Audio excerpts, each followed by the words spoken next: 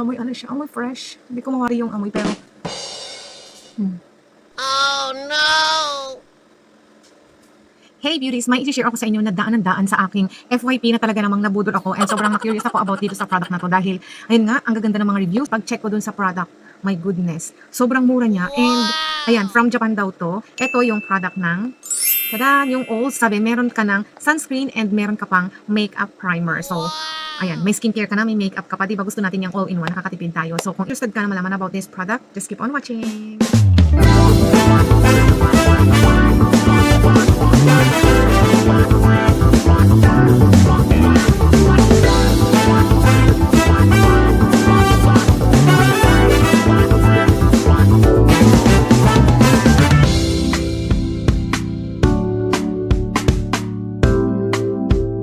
So, ito nga, ganyan yung kanyang itsura. Nakabox pa to.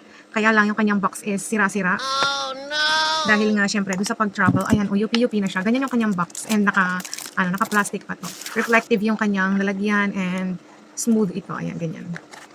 So, dito sa kanyang box is nakalagay yung kanyang manufacture date and expiration date. Ayan. And pag kinuha mo yung product is eto na siya. Ang net weight naman nito is 50 ml. Ayan. Olds sunscreen and sobrang mura lang niya. As in, i-check nyo na. Ilalagay ko yung link niya dyan sa ating description box. Sobrang mura niya. As in, less than 150. And kung bibili ka ng tatlo, less than 350 or less than 400. Ganun mo siya makukuha. Tatlo na yun. And 50 ml, di ba? Ang laki na. Try na natin yung ating bagong sunscreen. Nasabi wala daw tong white cast. And pwede na din siyang maging primer sa ating makeup. So, ayan. Lalo na kung hindi tayo pala makeup talaga is usually sunscreen na lang, di ba, yung ginagamit natin. Dapat nga tinted na sunscreen, okay na yun. Ayan. Kasi ako ganun. Pagka, yun lalo na tinatamad tayong mag-ayos, mag-makeup, ganyan. Tinted na sunscreen is enough. And then, red na lips para agaw eksena. And nakakaputi siya ng face yung, yung red na lips. And, di ba, ano siya? Classic beauty pagka red lips. So, yun, mag-skincare. Tuloy na natin yung ating skincare since itatry naman na natin itong ating bagong sunscreen. And sobrang mura niya. Itong sunscreen na to is from Japan daw to with SPF 50 PA+++. Ayan. Tapos, ayan. Hindi ko masyado maintindihan yung mga sulat dito. And ayan, diyan sa video na yan is makikita nyo naman yung mga ingredients. Diyan, syempre, number one, kailangan natin siyang basahin. Baka meron tayong allergy sa mga ingredients niya, maiwasan natin. And sabi sa direction is, i-shake down muna natin siya ng maigi bago natin siya gamitin. Each use is kailangan natin siyang i-shake. Meron din dito yung kanyang including limit time in the sun. Ayan. Syempre hindi tayo, kasi matindi na yung sikat ng araw from 10 a.m. up to 2 p.m. So yun daw is hindi tayo dapat sobrang nagbabad sa araw pag mga ganong mga kaorasan na and gumamit ng sunscreen. Hindi talaga tayo 100% protected pagka ganun na yung mga kainit, syempre, di ba? And ayun, kitang-kita nyo naman yung aking blemishes dyan. And ito yung aking ginagamit na serum, yung Madagascar Centella Pormazine Fresh Ampule. And ang tagal na nito. Ang tagal na nito.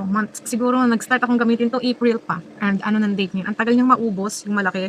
Ito ay 100 ml. Kung hindi ako nagkakamali. And sobrang tagal niya. And ang ganda niya sa face. Wala na akong ibang ginagamit kundi yan lang. At saka yung ating retinol, Bakuchiol ng Lux Organics. And paubos na rin siya. And ayan, very soon, meron tayong bagong itatry din na retinol. So, inuubos ko lang muna siya. And ito, meron din tayong itatry na bago. And ngayon is, ito yung ating susubukan na sunscreen. Sabi niya maganda daw to. So, let's see. Wait lang. Let's just wait na absorb and ma-dry ng konti yung face ko. Nyo ba guys, may na-try ako na sunscreen na sobrang ganda niya talaga sa face. Yung pag nilagay mo siya, hindi niya siya naman nakakataklob ng kung ano man sa face natin. But, pag in-apply mo siya sa face, ang lamig-lamig niya. Ang lamig niya sa face. So, ito, mayroon pa siyang seal na ganyan.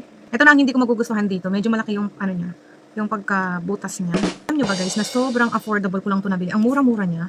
And bago lang daw to in the market. Then tinanong ko din si seller kung ito ba ay FDA registered na dito sa atin. Yes, meron silang pinakitang paper na FDA approved na. Hindi ko nga lang siya sinerch sa sarili ko. Hindi ko sinerch. Ayan, naka-open na. Ayan, yung nozzle niya. Ang laki, di ba? So, medyo meron siyang amoy na mild. Mild na amoy fresh. So, lagay na tayo dun sa face natin. Ayan, ganyan lang. And mataba talaga siya. Mataba yung lalabas. What is... And wala daw tong white kasi. Dagdag pa tayo.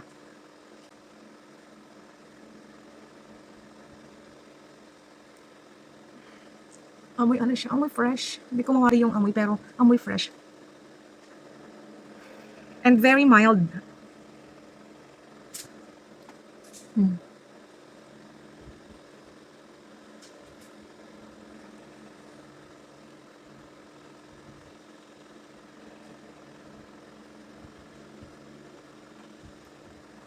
Wait lang. Close ko lang to.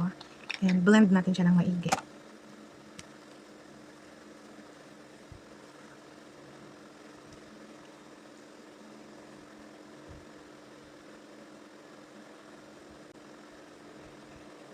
Meron siyang may tone up siya.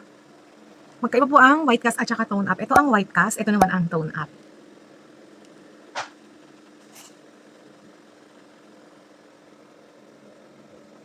Oh, ba't siya nagbubuo? Oh no! Ang ganda niya sa skin. Ano siya yun? Nakakakinang.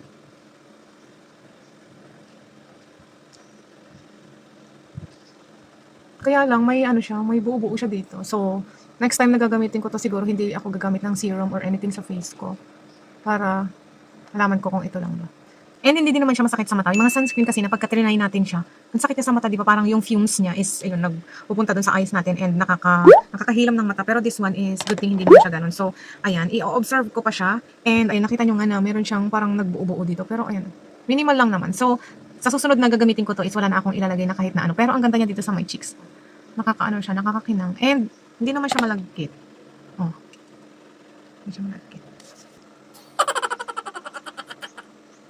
So, syempre, hindi mo wala yung kung isa ka sa mga nakagamit na ng product na to. Ayan, i-comment mo down below yung experience mo about this product. Ayan, ano nangyari sa face mo? Naging comfortable ka ba sa product? Naging hiyang ka ba sa product? And ayun, bibilhin mo pa ba ulit yung product? Ayan. Comment down below your thoughts. Stay beautiful and kita-kits on our next video. Bye-bye!